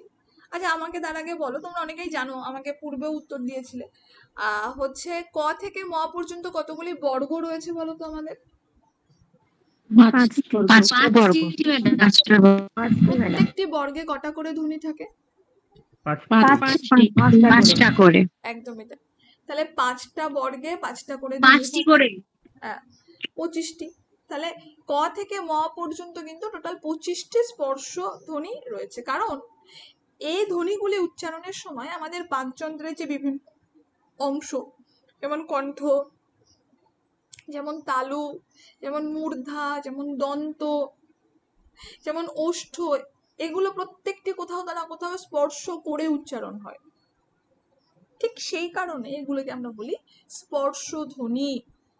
মনে রাখবে, ক থেকে ম পর্যন্ত এই জায়গাটা মনে রাখবে। টোটাল 25টি ধ্বনি রয়েছে। যারা জানো, যারা জানো, তারা জানো না, মানে যাদের বিষয়টা অজানা তাদের ক্ষেত্রে বলছি, টোটাল 25টি ধ্বনি রয়েছে। কারণ ধ্বনি না বর্ণ, দন্তন্য আর মূর্ধন্য তো তার মধ্যে আছে, তাহলে ওটা কমে যাবে না? 25টি বর্ণ না ধ্বনি? ভগবান, আমি তোমাদেরকে না প্রত্যেকটা ক্লাসের শুরুতে একটা কথা বলি যে আমি পড়ানোর মাঝখানে আমাকে দাঁড় করাবে না। আমি পড়ানোটা কমপ্লিট করার পর প্রত্যেকটি চ্যাপ্টারের পর আমি তোমাদেরকে প্রশ্নের জায়গার ছাড়ি, ইয়েস অর নো, 4 থেকে 5 মিনিট করে। Yes ma'am. হ্যাঁ ম্যাম, চলেন তো। তাহলে তখন আমাকে জিজ্ঞাসা করো, ঠিক আছে? তুমি যেটা জিজ্ঞাসা করবে আমি তখন উত্তর দেব, কারণ আমি যেটা বলতে চাইছি আমি ভুলে যাই তোমাদের প্রশ্নের উত্তর দিতে গিয়ে। এবার হয়তো তুমি তোমার কনফিউশনটা ক্লিয়ার করে নিলে, কিন্তু তুমি যে প্রশ্নটা করছো এখানে বাকি যে 107 জন আছো, বলো প্রশ্নটা রিলেভেন্ট না ইরিলেভেন্ট? এক্ষেত্রে আমি উত্তর দেবো না, তোমরা বলো। প্রশ্নটা করো শ্যাম সুন্দর, কি বললে? আমি বললাম যে 25টি স্বরধ্বনি বলাটা ঠিক হবে না স্বরবর্ণ বলাটা ঠিক হবে? এইবার বলো, তোমরা বলো, বাকিরা বলো, অনেকেই আছো, অনেকেই আছো, বলো, তপতি বলো। ম্যাম এখানে স্বরধ্বনিই বলবো, কারণ কি এটা তো, এগুলো তো স্পর্শধ্বনি, মানে আমাদের বাকযন্ত্রের কোথাও না কোথাও স্পর্শ করে উচ্চারিত হয়, এবং এদের উচ্চারণের স্থানও আলাদা। মূর্ধন্য এবং দন্তন্য দুজনেরই মানে উচ্চারণের স্থান আলাদা, সেক্ষেত্রে এদের তো ধ্বনিই বলা হবে। বর্ণ তো বটেই, এরা স্বরবর্ণও বটে, কারণ স্বরনা এদের ব্যঞ্জন, সব আলাদা। ব্যঞ্জন ব্যঞ্জন। সরি, ব্যঞ্জন বর্ণও বটে এবং এরা ব্যঞ্জন ধ্বনি। দেখো, তুমি যেটা বলছো সেটা তোমার কনফিউশনের জায়গাটা ঠিক, কিন্তু আমার তোমাদের কাছে অনুরোধ যে খাতায় লিখে রাখো কোথায় কনফিউশন হচ্ছে, হ্যাঁ, এবং তারপর জিজ্ঞাসা করো। তার কারণ এই বিষয়গুলো অবভিয়াসলি আমি যদি ডিসকভার করি তাহলে তোমাদের অনেকের সুবিধা, কিন্তু এই প্রশ্নের উত্তর দিতে গিয়ে কি বলতো, আমি কি কি বলছিলাম, মাথার মধ্যে কি কি ঘুরছিল বলার জন্য সব ভুলে গেছি আমি। এতে করে এফেক্টেড হয় বাকিরা। তুমি যেটা বললে যে এখানে দুটো ন আছে, তাহলে একটুখানি আগে যেহেতু আমি বলেছি যে যেহেতু দুটো ন, এই সবগুলোকে আমরা একসাথে উচ্চারণ করছি যখন, তখন সেগুলোকে আমরা ধ্বনি বলছি না। একসাথে যেহেতু উচ্চারণ করছি সেহেতু ধ্বনি বলছি, আর বর্ণ বলতে আলাদা আলাদা ভাবে লিখছি, তাহলে এক্ষেত্রে এটা হবে কেন, তাই তো? Yes or no? তাই তো? দেখো এখানে দুটো ভাগ আছে, ট বর্গ আর ত বর্গ আছে তো, আছে তো? হ্যাঁ ম্যাম। তার আগে আমাদের যেটা জানতে হবে যে বাংলা 29টি বা 30টি বর্ণ কোনগুলো, মানে ব্যঞ্জন বর্ণ কোনগুলো, আর সরি ব্যঞ্জন ধ্বনি কোনগুলো, এবং 39টি ব্যঞ্জন বর্ণ কোনগুলো, ঠিক আছে? সেটা আমি পরে বলে দেবো। এটাকে একটু বলে দিই কি বলছিলাম, আমি ভুলে গেছি, নাহলে পরে আর কিছুই মনে থাকবে না।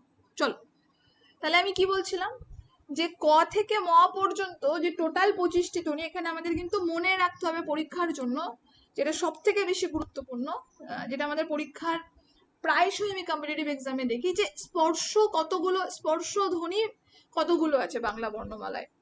তাহলে আমাদের মাথায় রাখতে হবে টোটাল 25টি, আর সেই সঙ্গে মাথায় রাখতে হবে কোথা থেকে কোন পর্যন্ত, ক থেকে ম পর্যন্ত আর সেই সঙ্গে মাথায় রাখতে হবে এখানে কতগুলো বর্গ রয়েছে। এবার তোমরা বলতে পারো বর্গ বলতে কাকে বোঝানো হয়। দেখো, প্রত্যেকটি বর্ণ শুরু হচ্ছে একটা, মানে প্রত্যেকটি লাইন, এই যে লাইনগুলো তোমরা দেখতে পাচ্ছ, এই যে লাইনগুলো, প্রত্যেকটি লাইন কিন্তু শুরু হচ্ছে একটা পার্টিকুলার বর্ণ দিয়ে। Yes or no? হচ্ছে তো? দেখতে পাচ্ছ Yes, চোখের ma'am. সামনে? হ্যাঁ ম্যাম। ঠিক সেই বর্ণগুলোকেই কিন্তু আমরা বর্গ হিসাবে উল্লেখ করেছি। হ্যাঁ। ঠিক আছে, তাহলে ক বর্গের মধ্যে কি কি পড়ছে? ক, খ, গ, ঘ, ঙ। চ বর্গের মধ্যে কি কি পড়ছে? চ, ছ, বর্গীয় জ, ঝ, ইয়। ট বর্গের মধ্যে কি কি পড়ছে? ট, ঠ, ড, ঢ, মূর্ধন্য। ত বর্গের মধ্যে ত, থ, দ, ধ, দন্তান্ন। প বর্গের মধ্যে প, ফ, ব, ভ, ম। অনেক সময় কিন্তু কোন বর্গের মধ্যে কি রয়েছে এখান থেকেও প্রশ্ন আসতে পারে। এটা আমাদের কাছে খুব হাস্যকর প্রশ্ন মনে হতে পারে, ঠিক আছে? এটা আমাদের কাছে মনে হতে হবে ইরাম প্রশ্ন দেবে নাকি, কিন্তু এখানে 100 জনের উপরে তোমরা আছো, 100 জনের উপরে আমি যদি এটাকে উড়িয়ে দিয়ে বলি যে ধ কোন বর্ণ, তোমাদের মধ্যে 70% মানুষ পারবে না উত্তর করতে। আমি বলছি পারবে না। তাহলে কোনটা কোন বর্গের মধ্যে রয়েছে এটা মনে রাখবে। আর যদি নাও মনে রাখতে পারো তাহলে ক, খ, গ, ঘ যেগুলো বাংলা ব্যঞ্জন বর্ণ, ওগুলো ভালো করে একটু 2-4 বার লিখে নেবে। পরীক্ষার হলে পড়লে ক, খ গুলো লিখবে পরপর লিখে, তারপরে ক থেকে 5টা প্রথমে লিখবে, চ থেকে 5টা তারপরে লিখবে, ট থেকে 5টা তারপরে লিখবে, ত থেকে 5টা তারপরে লিখবে, প থেকে 5টা তারপরে লিখবে। তারপরে অটোমেটিক্যালি বিষয়টা ক্লিয়ার হয়ে যাবে।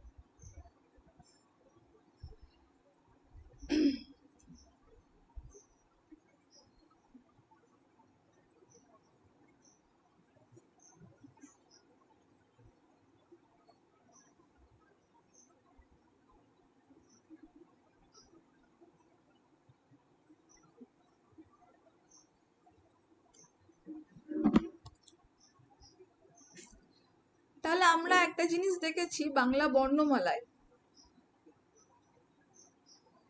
কেউ কেউ বলছে ব্যঞ্জন ধ্বনির সংখ্যা 29টি, কেউ কেউ বলছে ব্যঞ্জন ধ্বনির সংখ্যা 39টি।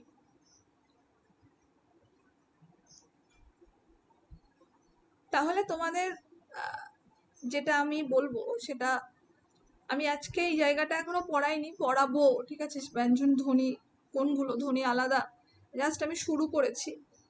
আমাদের এক্ষেত্রে পড়তে হবে যে এই 29টি বা 30টি ধ্বনি কি কি। যেমন আমি একবার জাস্ট বলে দিচ্ছি, যেমন ধরো কণ্ঠ, কণ্ঠের সাহায্যে কি কি উচ্চারিত হচ্ছে। অনেকে আবার এটাকে আমরা বলি জিহ্বা মূলীয়, ক, খ, গ, ঘ। যেমন ধরো তালব্য ধ্বনি, তাহলে এখানে টোটাল 4টে আছে। তালব্য বা তালু, জিভের সামনের যে অংশ, সেটা, সেই শক্ত অংশকে আমরা বলি তালু। এই তালুকে স্পর্শ করে বা তার কাছাকাছি এসে কিছু ধ্বনি উচ্চারিত হয়, যেমন চ, ছ, জ, বর্গীর জ, এবং ঝ।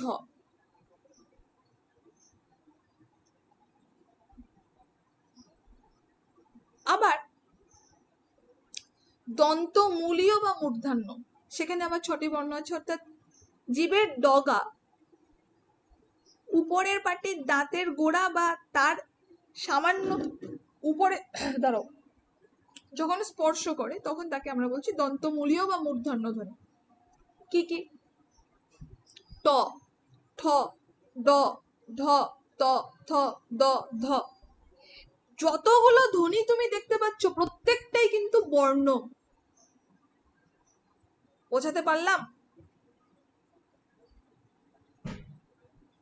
ম্যাম। এক কথা আমি কিন্তু বলে বলে ক্লান্ত, যে যতগুলো ধ্বনি তুমি চোখের সামনে দেখবে প্রত্যেকটাই কিন্তু বর্ণ, কিন্তু সব বর্ণ ধ্বনি নাও হতে পারে।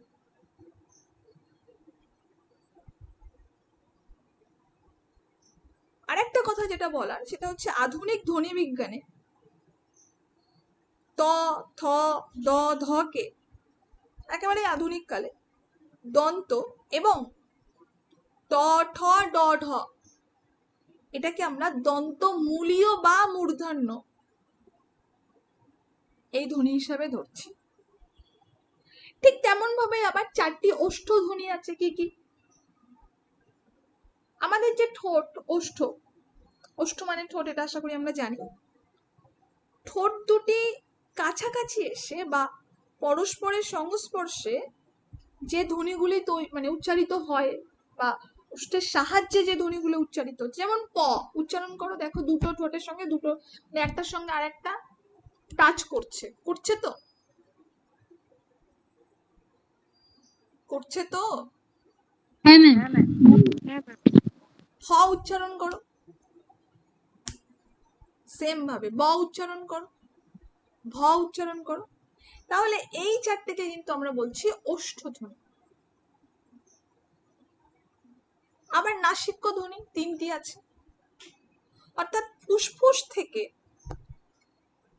আসা যে আমাদের বাতাস, সেই বাতাস যখন কোনো ধ্বনি উচ্চারণের সময় নর্মালি কি মুখ থেকে নির্গত হয়, কিন্তু এমন কিছু ধ্বনি আছে যেগুলো মুখ থেকে ও নাক থেকে দু জায়গা থেকে নির্গত হচ্ছে, যেমন উয়া,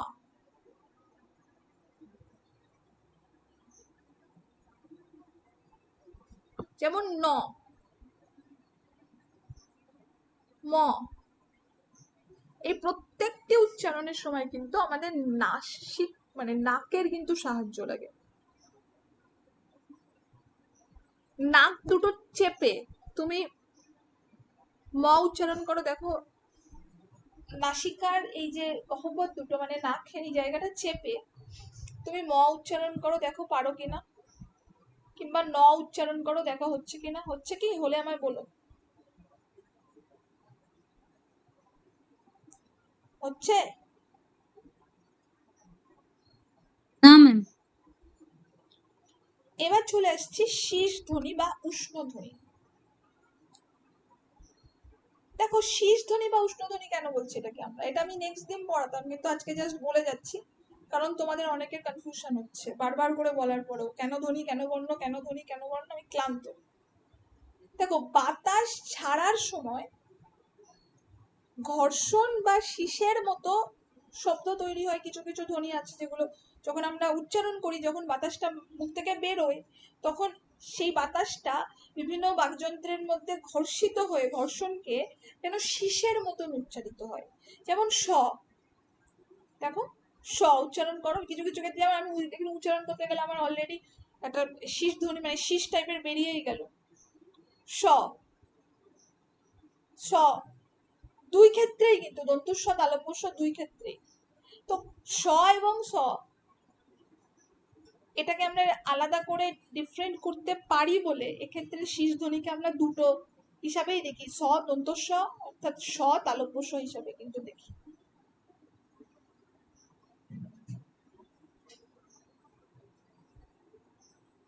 কেন বলতো, কারণ দন্তস্ব কিছু কিছু ক্ষেত্রে এটা নিজস্ব উচ্চারণ স্টাইল বজায় রাখে। যেমন আমি তোমাদের কিছু উদাহরণ দেবো, রাস্তা, স উচ্চারণ হচ্ছে কিন্তু রাস্তা, আস্তে, বোঝাতে পারছি কি। ঠিক তেমন অন্যান্য কিছু ধ্বনি আছে, যেমন ধরো কম্পিত ধ্বনি, পার্শ্বিক ধ্বনি, কণ্ঠ নালীয় ধ্বনি, তাড়িত ধ্বনি। যেমন কম্পিত ধ্বনি র, বিভিন্ন পার্শ্বিক ধ্বনি ল, এই দুটো খুব গুরুত্বপূর্ণ। কম্পিত ধ্বনি কোনটা এবং পার্শ্বিক ধ্বনি কোনটা, র হচ্ছে কম্পিত এবং ল হচ্ছে পার্শ্বিক। তো এইটাই আর কি। তাহলে আজকে মোটামুটি আমরা শুরু করলাম, স্পর্শ ধ্বনিটা মোটামুটি আমরা দেখলাম এবং এই স্পর্শ ধ্বনি পর্যন্ত রাখলাম, নেক্সট দিন আমরা এখান থেকে করব। আজকে যতটুকু পড়ালাম মোটামুটি ধ্বনি কিছুটা হলেও মাথার মধ্যে মনে হয়ে গেছে বা কিছুটা হলেও মগজস্থ হয়েছে। এবার বলে, এর মধ্যে কি তোমাদের কারোর কোথাও কোনো প্রশ্ন আছে, any types of confusion?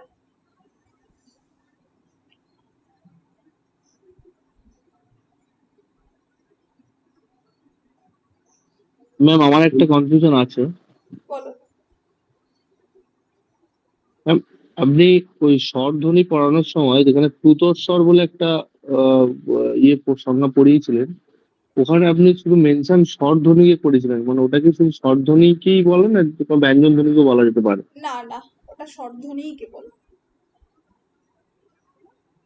Okay প্লুতস্বর ma'am. কিন্তু ব্যঞ্জন ধ্বনির ক্ষেত্রে হয় না, কেবল স্বরধ্বনির ক্ষেত্রেই হয়।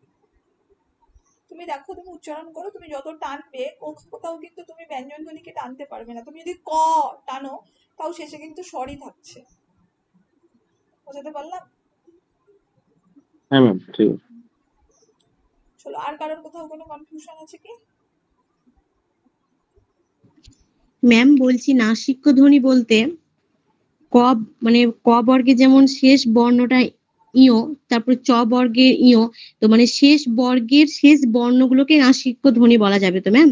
হ্যাঁ হ্যাঁ, আর যেদিনকে আমি পড়াবো সেদিনকে নোটস এর মধ্যে পেয়ে যাবে, আর সেদিনকে আরো ডিটেইলি রেখে দেবো সমস্ত, মানে ধ্বনি পরিবর্তন অনেক বড় একটা চ্যাপ্টার, মানে প্রায় তোমার এই নাসিক্য ধ্বনি, ঠিক আছে, কণ্ঠধ্বনি, এর মধ্যেই প্রায় 50টা ভাগ আছে, 50টা। ঠিক আছে, আর কারোর কোথাও প্রশ্ন? হ্যাঁ ম্যাম, একটা প্রশ্ন করতে পারি? অবশ্যই বলো, আমি তো তোমাদের জন্য টাইম রেখেছি, এখন প্রশ্ন করো, পড়ানোর আমি মাঝখানে বলো। আমি ফিরে যাচ্ছি, পুরোনো জায়গাতেই ফিরে যাচ্ছি, যেটা আপনি বলেছিলেন না। একটু জোরে বলো বাবা, আমি শুনতে পাচ্ছি না, বলো জোরে। ওই মূর্ধন্য ধ্বনি যেটা, হ্যালো, বলো বলো বলো, মূর্ধন্য, তারপরে যেটা আমি বললাম না, যেটা ওই ট বর্গে ট ট, ওই একটা হ্যাঁ ওই একটা রি বললেন, রি, আর একটা হলো ট বর্গ আমি যেটা বলছিলাম, ট ঠ ওই বর্গটা, তাহলে ওটাই স্পেসিফিক ভাবে মেনশন করে দেবে ওটা স্বরধ্বনির, মানে রি উদাহরণ আর ব্যঞ্জন বর্ণের হ্যাঁ ক্ষেত্রে, মানে হ্যাঁ, অবশ্যই আলাদা করে কোশ্চেনের ক্ষেত্রে। হ্যাঁ, কোশ্চেনের ক্ষেত্রে কি সেরকম কি উল্লেখ করা থাকবে? একদমই উল্লেখ করা থাকবে। আচ্ছা, ঠিক আছে ঠিক আছে, ঠিক আছে কারণ ম্যাম, কণ্ঠধ্বনি তুমি স্বরধ্বনিতেও পাবে, কণ্ঠধ্বনি তুমি ব্যঞ্জন ধ্বনিতেও পাবে। ঠিক আছে, তাহলে যদি মেনশন না করা থাকে তাহলে তো সমস্যা। ঠিক আছে, সবখানেই সব ক্ষেত্রেই মেনশন করা থাকে। আচ্ছা, আর ম্যাম একটা প্রশ্ন করি। করো, যে কোনো একজন করো, বলছি ম্যাম, বলো। স্বরধ্বনির গঠনগত দিক থেকে 3 প্রকার কি? মৌলিক স্বরধ্বনি, যৌগিক স্বরধ্বনি আর প্লুতস্বর, কি ওটা ভাগের মধ্যে পড়বে? পরীক্ষায় পড়বে কিনা জিজ্ঞাসা করছো? না ম্যাম, যে গঠনগত দিক থেকে স্বরধ্বনিটা কয় প্রকার? না, 3 প্রকার। গঠনগত দিক থেকে স্বরধ্বনি কয় প্রকার আমি তোমাদেরকে বলেছি, নোটস এর মধ্যেই দেওয়া রয়েছে। বলো বলো, চট করে এক্ষুনি পড়ালাম। হ্যাঁ, মৌলিক, একটা বললেন মৌলিক স্বরধ্বনি, যৌগিক স্বরধ্বনি, আর একটা আপনি প্লুতস্বর বললেন, তো প্লুতস্বর কি ওর ভাগের মধ্যে পড়ছে আমি কি? কি প্লুতস্বরটা গঠনগত দিক থেকে বলেছিলাম বাবা? না বলেননি, সেটাই জন্য জিজ্ঞেস করলাম আমি ওটা, না, যে ওটা 2 প্রকার লেখা ছিল, আপনি পরে প্লুতস্বরটা পড়ালেন, ওটা তা পড়ালাম, আমি ওটা ওটা। একটা ভাগ, ওটা জাস্ট একটা নলেজ, কিন্তু গঠনগত দিক থেকে তো পড়াইনি। ঠিক আছে ম্যাম, ওইটা জানার ছিল। ওকে। আচ্ছা বলো, বলো সুমনা, বলো।